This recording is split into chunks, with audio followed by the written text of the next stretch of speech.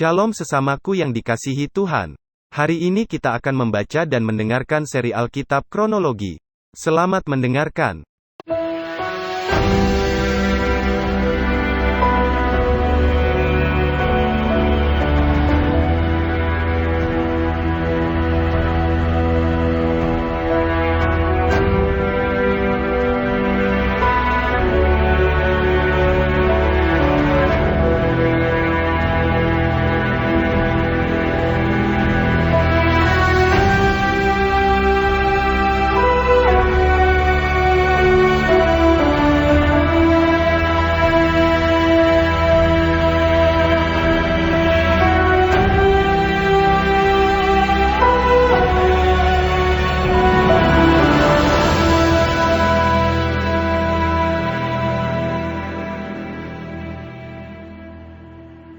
Kitab Ester.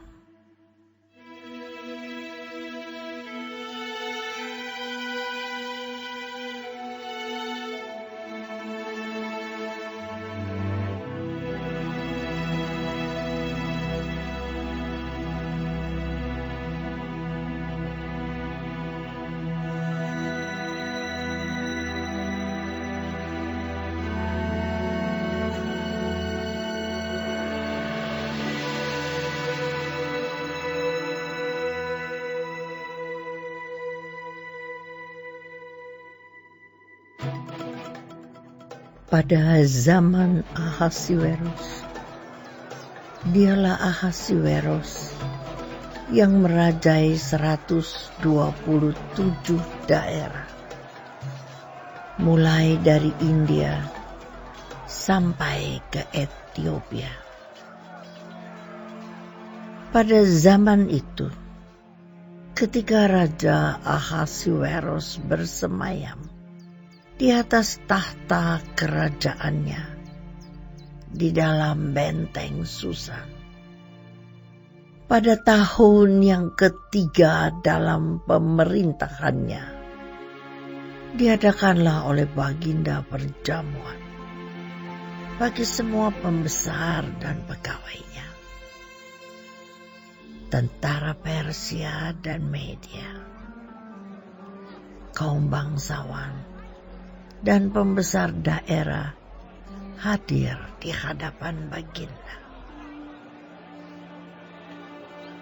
Di samping itu, Baginda memamerkan kekayaan kemuliaan kerajaannya dan keindahan kebesarannya yang bersemarak berhari-hari lamanya, sampai 180 hari.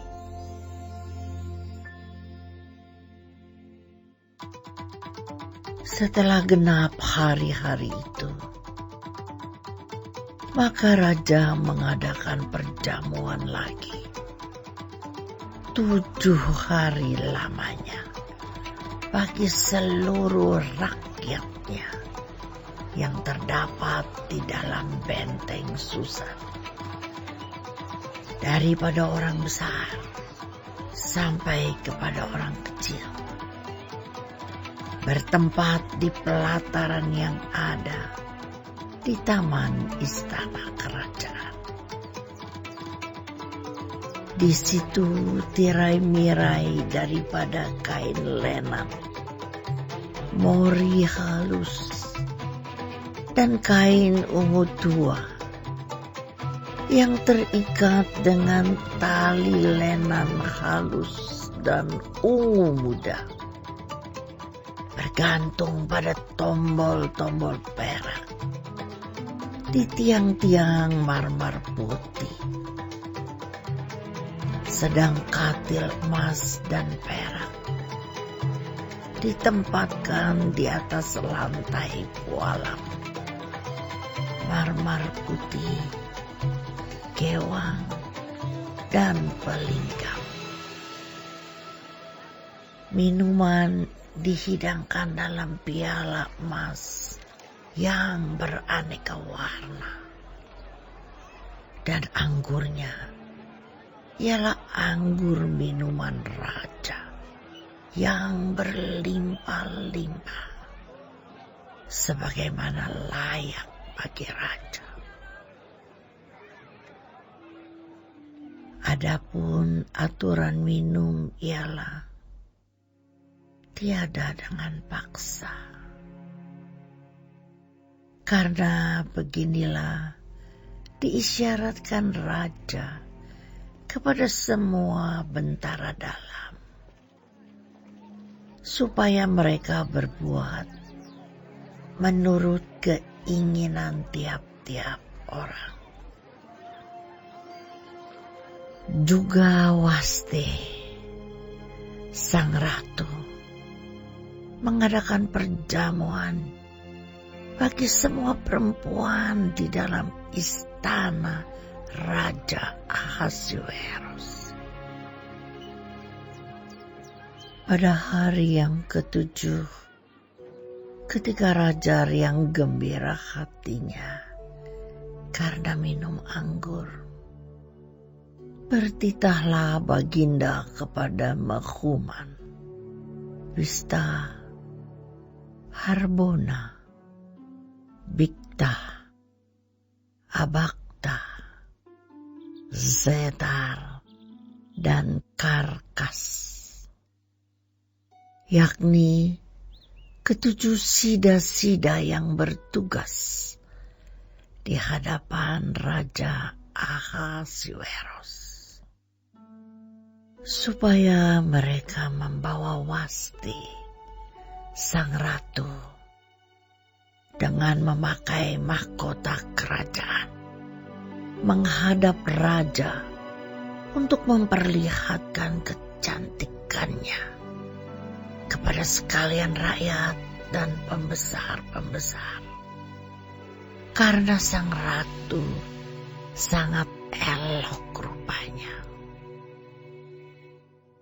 Tetapi Ratu Wasti menolak untuk menghadap menurut titah raja yang disampaikan oleh sida-sida itu. Sehingga sangat geramlah raja dan berapi-apilah murkanya. Maka bertanyalah raja kepada orang-orang arif bijaksana, orang-orang yang mengetahui kebiasaan zaman. Karena demikianlah biasanya masalah-masalah raja dikemukakan kepada para ahli undang-undang dan hukum. Adapun yang terdekat kepada baginda ialah Karsena, Setar, Atmata, Tarsis, Meres, Marsena, dan Memukan. ke-7 pembesar Persia dan Media yang boleh memandang wajah raja dan yang mempunyai kedudukan yang tinggi di dalam kerajaan. Tanya raja, apakah yang harus diperbuat atas Ratu Wasti menurut undang-undang? Karena tidak dilakukannya titah Raja Ahasuerus yang disampaikan oleh sida-sida. Maka sembah Memukan di hadapan raja dan para pembesar itu. Wasti sang ratu bukan bersalah kepada raja saja, melainkan juga kepada semua pembesar dan segala bangsa yang di dalam segala daerah Raja Ahasuerus. Karena kelakuan sang ratu itu akan merata kepada semua perempuan, sehingga mereka tidak menghiraukan suaminya. Apabila diceritakan orang, Raja Ahasuerus menitahkan supaya Wasti sang ratu dibawa menghadap kepadanya.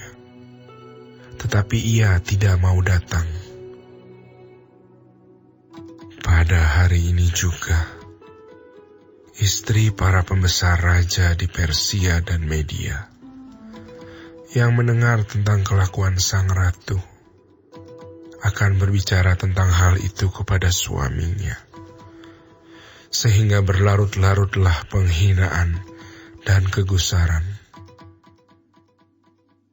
Jikalau baik pada pemandangan raja, hendaklah dikeluarkan suatu titah kerajaan dari hadapan baginda, dan dituliskan di dalam undang-undang Persia dan Media, sehingga tidak dapat dicabut kembali, bahwa Wasti dilarang menghadap Raja Ahasweros, dan bahwa raja akan mengaruniakan kedudukannya sebagai ratu kepada orang lain yang lebih baik daripadanya.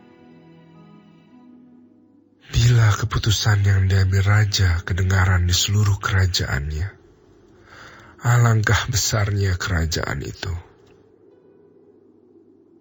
Maka semua perempuan akan memberi hormat kepada suami mereka, daripada orang besar sampai kepada orang kecil.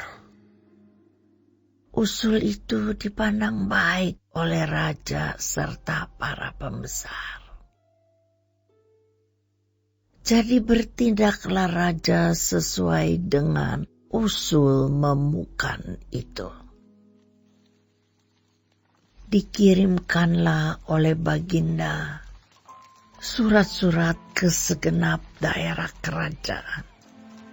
Tiap-tiap daerah menurut tulisannya, dan tiap-tiap bangsa menurut bahasanya, bunyinya.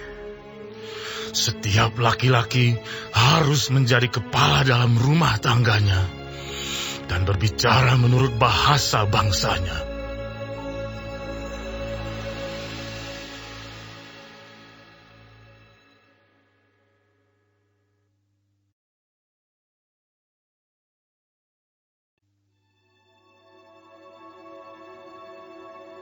Sesudah peristiwa-peristiwa ini, dan setelah kepanasan murka Raja Ahasweros surut, terkenanglah baginda kepada Wasti dan yang dilakukannya, dan kepada apa yang diputuskan atasnya. Maka sembah para biduanda raja yang bertugas pada baginda. Hendaklah orang mencari bagi raja gadis-gadis, yaitu anak-anak dara yang elok rupanya. Hendaklah raja menempatkan kuasa-kuasa di segenap daerah kerajaannya, supaya mereka mengumpulkan semua gadis, anak-anak dara yang elok rupanya, di dalam benteng Susan, di balai perempuan, di bawah pengawasan Hegai, sida-sida raja, penjaga para perempuan. Hendaklah diberikan wangi-wangian kepada mereka. Dan gadis yang terbaik pada pemandangan raja, baiklah dia menjadi ratu ganti Wasti. Hal itu dipandang baik oleh raja, dan dilakukanlah demikian. Pada waktu itu ada di dalam benteng Susan seorang Yahudi yang bernama Mordekai bin Yair bin Simei bin Kis, seorang Benyamin yang diangkut dari Yerusalem sebagai salah seorang buangan yang turut dengan Yekhonya, Raja Yehuda, ketika ia diangkut ke dalam pembuangan oleh Raja Nebukadnezar, Raja Babel. Mordekai itu pengasuh Hadasa, yakni Ester, anak saudara ayahnya. sebab anak itu tidak beribu bapa lagi. Gadis itu elok perawakannya dan cantik parasnya. Ketika ibu bapanya mati, ia diangkat sebagai anak oleh Mordekai. Setelah titah dan undang-undang raja tersiar, dan banyak gadis dikumpulkan di dalam benteng Susan, di bawah pengawasan Hegai, maka Ester pun dibawa masuk ke dalam istana raja, di bawah pengawasan Hegai, penjaga para perempuan. Maka gadis itu sangat baik pada pemandangannya dan menimbulkan kasih sayangnya, sehingga Hegai segera memberikan wangi-wangian dan pelabur kepadanya, dan juga 7 orang dayang-dayang yang terpilih dari isi istana raja. Kemudian memindahkan dia dengan dayang-dayangnya ke bagian yang terbaik di dalam balai perempuan. Ester tidak memberitahukan kebangsaan dan asal-usulnya karena dilarang oleh Mordekai. Tiap-tiap hari berjalan-jalanlah Mordekai di depan pelataran balai perempuan itu untuk mengetahui bagaimana keadaan Ester dan apa yang akan berlaku atasnya. Tiap-tiap kali seorang gadis mendapat giliran untuk masuk menghadap Raja Ahasiweros, dan sebelumnya ia dirawat menurut peraturan bagi para perempuan selama 12 bulan. Sebab seluruh waktu itu digunakan untuk pemakaian wangi-wangian. 6 bulan untuk memakai minyak mur, dan 6 bulan lagi untuk memakai minyak kasai, serta lain-lain wangi-wangian perempuan. Lalu gadis itu masuk menghadap raja, dan segala apa yang dimintanya harus diberikan kepadanya untuk dibawa masuk dari balai perempuan ke dalam istana raja.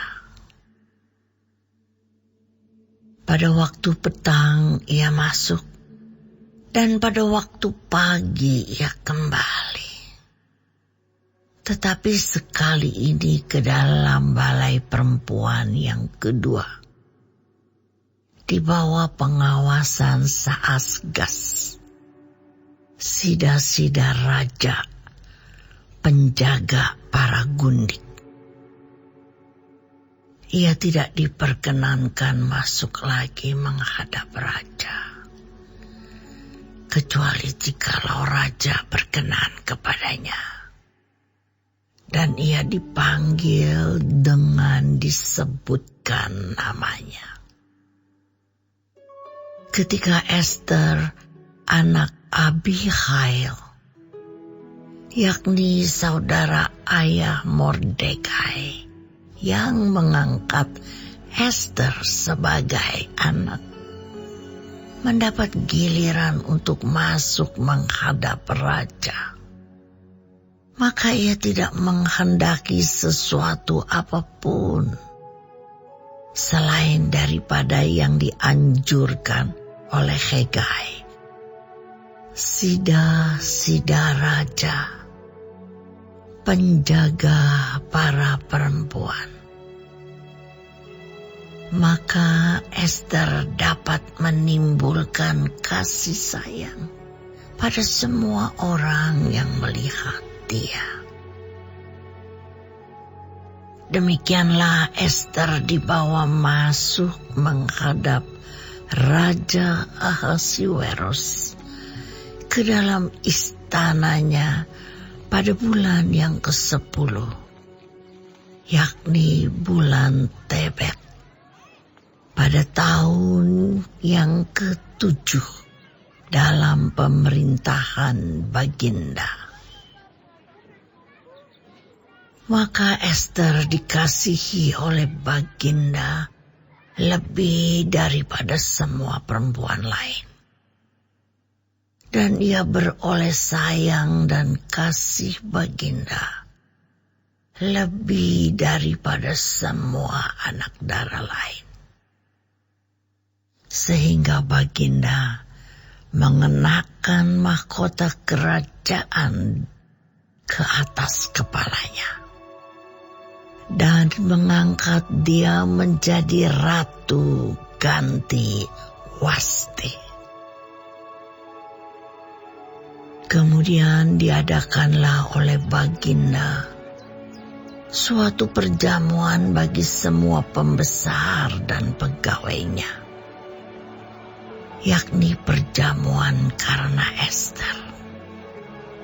Dan Baginda menitahkan kebebasan pajak bagi daerah-daerah serta mengaruniakan anugerah sebagaimana layak bagi raja. Selama anak-anak dara dikumpulkan untuk kedua kalinya, Mordekai duduk di pintu gerbang istana raja. Adapun Ester tidak memberitahukan asal-usul dan kebangsaannya, seperti diperintahkan kepadanya oleh Mordekai. Sebab Ester tetap berbuat menurut perkataan Mordekai, seperti pada waktu ia masih dalam asuhannya. Pada waktu itu, ketika Mordekai duduk di pintu gerbang istana raja, sakit hatilah Bigtan dan Teres, dua orang sida raja yang termasuk golongan penjaga pintu. Lalu berikhtiarlah mereka untuk membunuh Raja Ahasuerus. Tetapi perkara itu dapat diketahui oleh Mordekai, lalu diberitahukannya kepada Ester sang ratu. Dan Ester mempersembahkannya kepada raja atas nama Mordekai. Perkara itu diperiksa dan ternyata benar. Maka kedua orang itu disulakan pada tiang. Dan peristiwa itu dituliskan di dalam kitab sejarah di hadapan raja.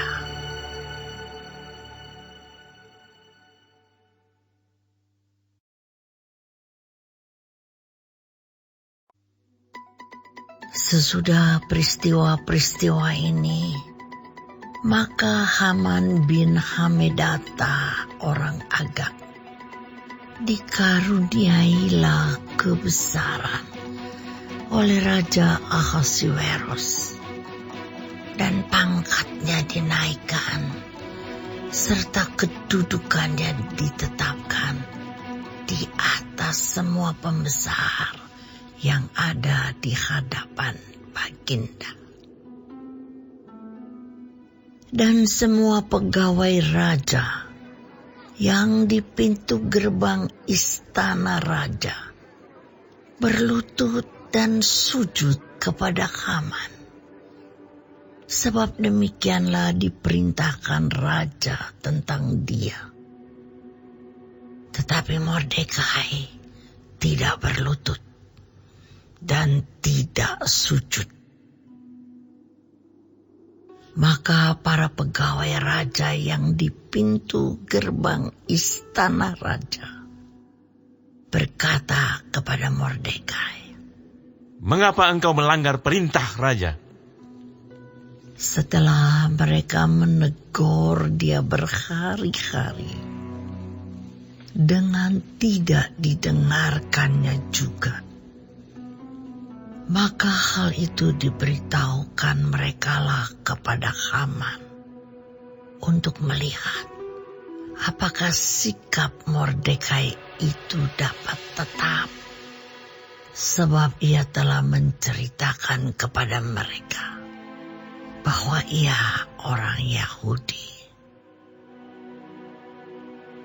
Ketika Haman melihat bahwa Mordekai tidak berlutut dan sujud kepadanya, maka sangat panaslah hati Haman. Tetapi ia menganggap dirinya terlalu hina untuk membunuh hanya Mordekai saja. Karena orang telah memberitahukan kepadanya kebangsaan Mordekai itu. Jadi, Haman mencari ikhtiar memunahkan semua orang Yahudi, yakni bangsa Mordekai itu, di seluruh kerajaan Ahasuerus.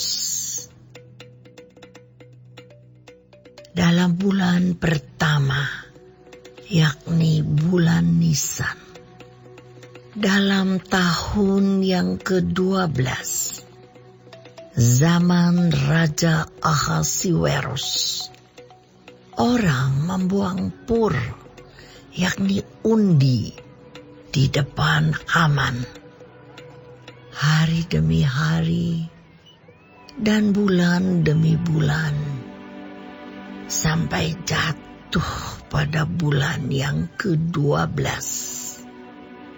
yakni bulan Adar. Maka sembah Haman kepada Raja Ahasuerus, Ada suatu bangsa yang hidup tercerai-berai dan terasing di antara bangsa-bangsa di dalam seluruh kerajaan Tuanku. Dan hukum mereka berlainan dengan hukum segala bangsa. Dan hukum raja tidak dilakukan mereka, sehingga tidak patut bagi raja membiarkan mereka leluasa.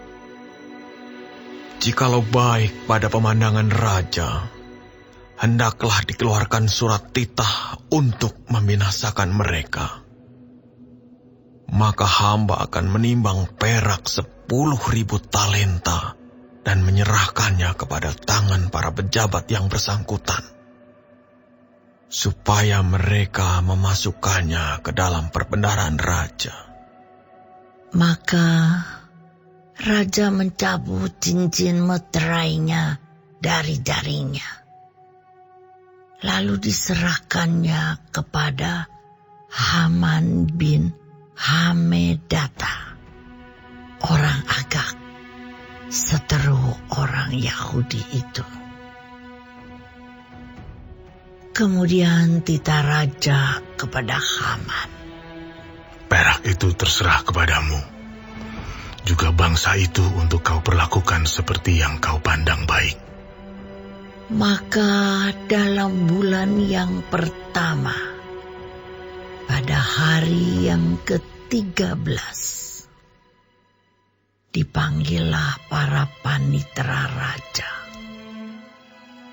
Lalu sesuai dengan segala yang diperintahkan Haman, ditulislah surat kepada wakil-wakil raja, kepada setiap bupati yang menguasai daerah, dan kepada setiap pembesar bangsa, yakni kepada tiap-tiap daerah menurut tulisannya, dan kepada tiap-tiap bangsa menurut bahasanya.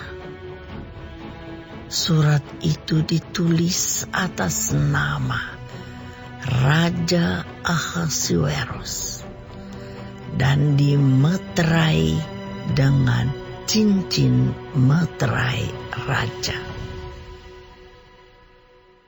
Surat-surat itu dikirimkan dengan perantaraan pesuruh-pesuruh cepat ke segala daerah kerajaan, supaya dipunahkan, dibunuh, dan dibinasakan semua orang Yahudi, daripada yang muda sampai kepada yang tua, bahkan anak-anak dan perempuan-perempuan pada satu hari juga, pada tanggal 13 bulan yang ke-12, yakni bulan Adar, dan supaya dirampas harta milik mereka. Salinan surat itu harus diundangkan di dalam tiap-tiap daerah, lalu diumumkan kepada segala bangsa, supaya mereka bersiap-siap untuk hari itu. Maka dengan tergesa-gesa berangkatlah pesuruh-pesuruh cepat itu atas titah raja, dan undang-undang itu dikeluarkan di dalam benteng Susan. Sementara itu, raja serta Haman duduk minum-minum, tetapi kota Susan menjadi gempar.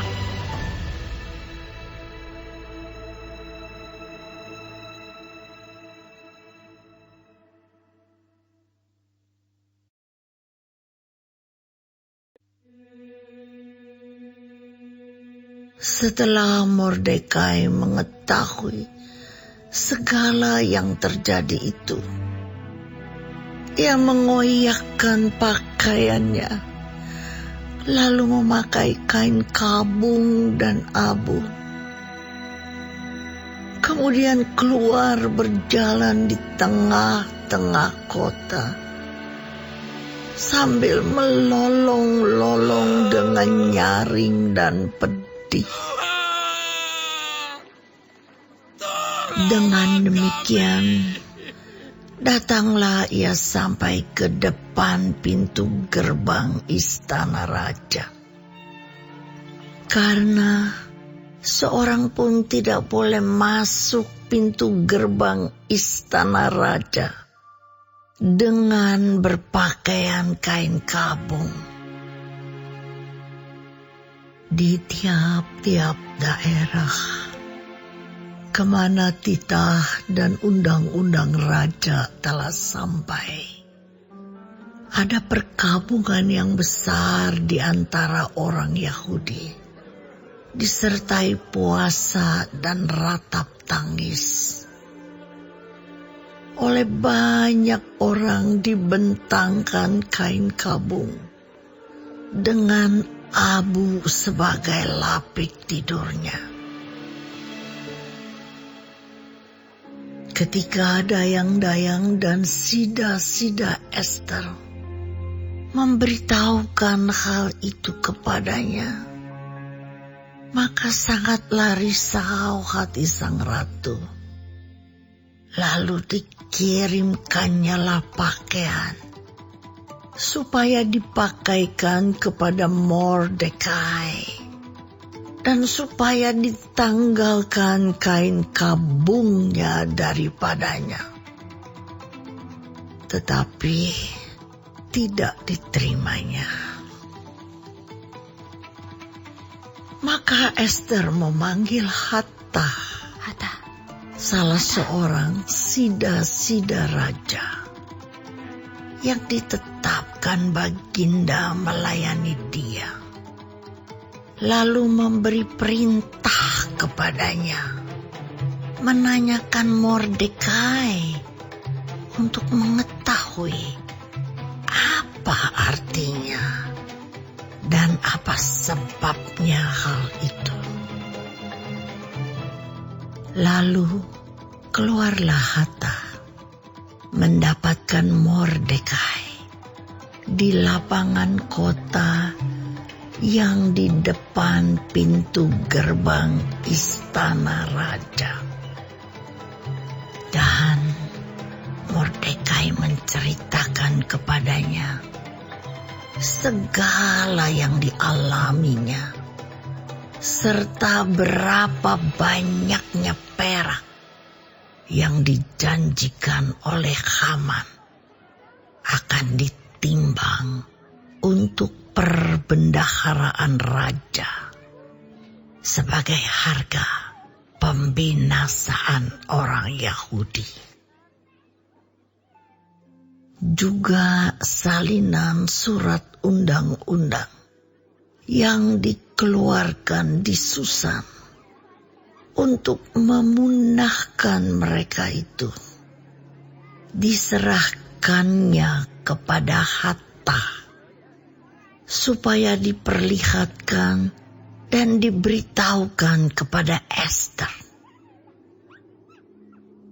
Lagi pula Hatta disuruh menyampaikan pesan kepada Ester supaya pergi menghadap raja untuk memohon karunia-Nya dan untuk membela bangsanya di hadapan baginda. Lalu masuklah Hatta dan menyampaikan perkataan Mordekai kepada Ester.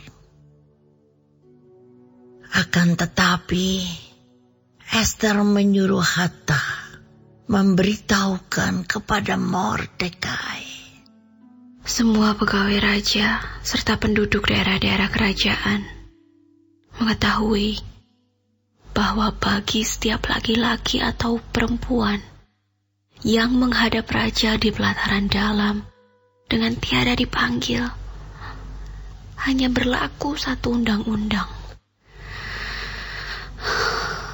yakni hukuman mati. Hanya orang yang kepadanya raja mengulurkan tongkat emas yang akan tetap hidup. Dan aku selama 30 hari ini tidak dipanggil menghadap raja.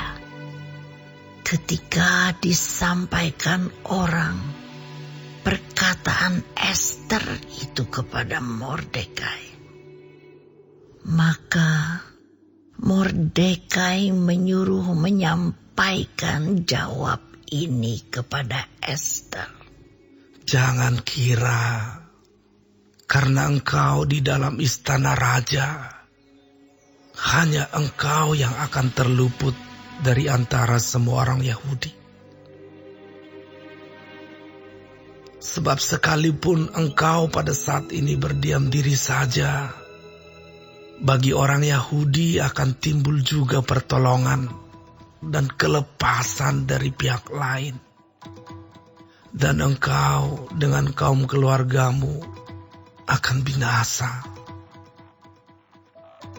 Siapa tahu, mungkin justru untuk saat yang seperti ini, engkau beroleh kedudukan sebagai ratu. Maka Ester menyuruh menyampaikan jawab ini kepada Mordekai. Pergilah, kumpulkanlah semua orang Yahudi yang terdapat di Susan, dan berpuasalah untuk aku. Janganlah makan dan janganlah minum 3 hari lamanya, baik waktu malam, baik waktu siang. Aku serta dayang-dayangku pun akan berpuasa demikian. Dan kemudian, aku akan masuk menghadap raja. Sungguh pun berlawanan dengan undang-undang. Kalau terpaksa aku mati, biarlah aku mati. Maka pergilah Mordekai, dan diperbuatnyalah tepat seperti yang dipesankan Ester kepadanya.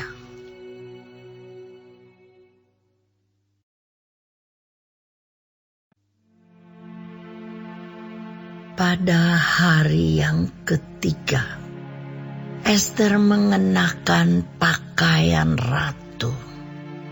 Lalu berdirilah ia di pelataran dalam istana raja, tepat di depan istana raja. Raja bersemayam di atas takhta kerajaan di dalam istana, berhadapan dengan pintu istana itu.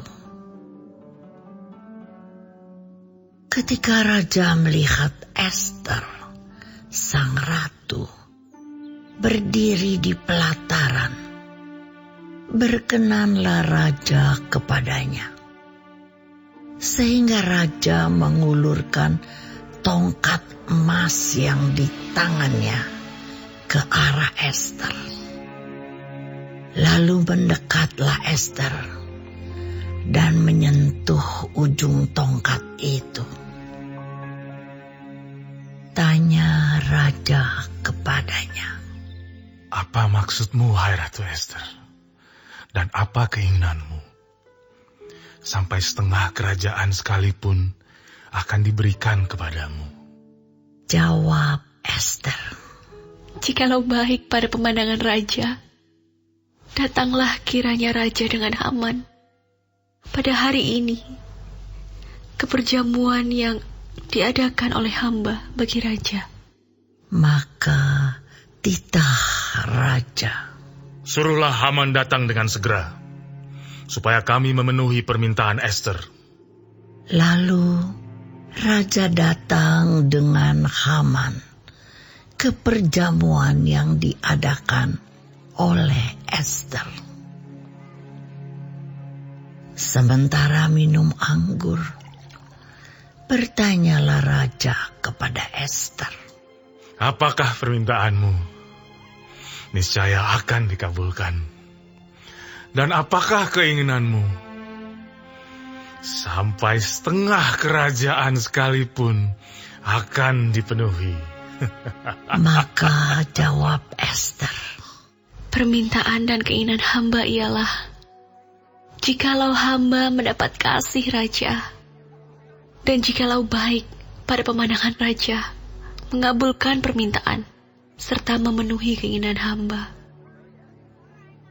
Datang pula lah kiranya raja dengan Haman ke perjamuan yang akan hamba adakan bagi raja dan Haman. Maka besok akan hamba lakukan yang dikehendaki raja. pada hari itu keluarlah Haman dengan hati riang dan gembira. Tetapi ketika Haman melihat Mordekai ada di pintu gerbang istana raja, tidak bangkit dan tidak bergerak menghormati dia, maka sangat panaslah hati Haman kepada Mordekai. Tetapi Haman menahan hatinya. Lalu pulanglah ia ke rumahnya dan menyuruh datang sahabat-sahabatnya dan Zeres istrinya.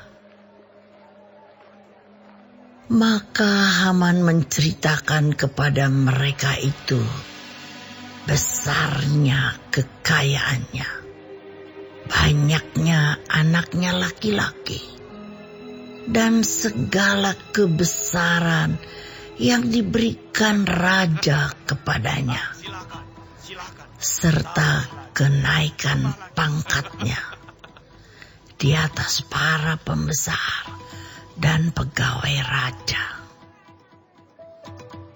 Lagi kata Haman,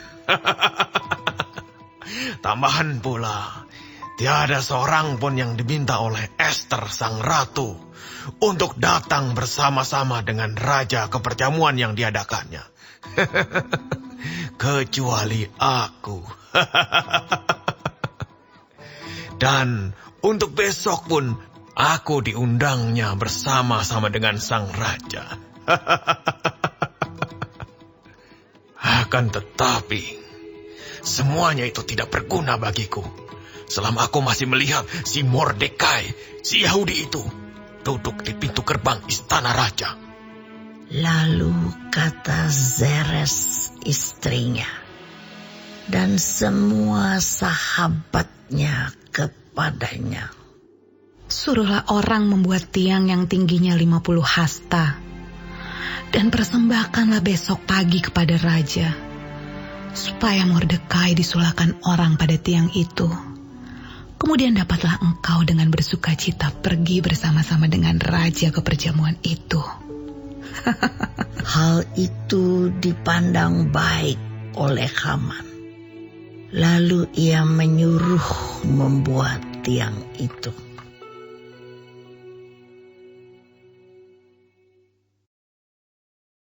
Hari ini kita telah mendengarkan seri Alkitab Kronologi. Tuhan Yesus memberkati.